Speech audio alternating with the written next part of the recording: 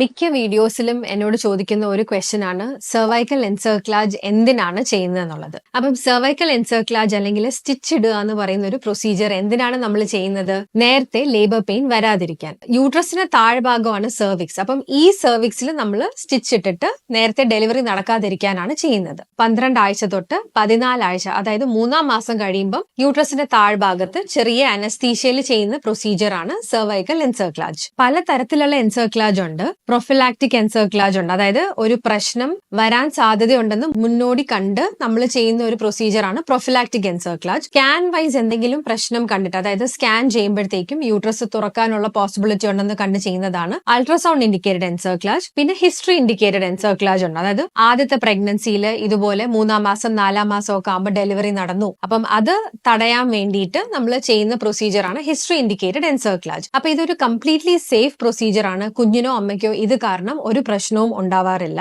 സാധാരണ 37 ആഴ്ച കഴിയുമ്പോഴത്തേക്കും ഈ സ്റ്റിച്ച് റിമൂവ് ചെയ്യാറുമുണ്ട്, പ്രസവം നടക്കാറുമുണ്ട്.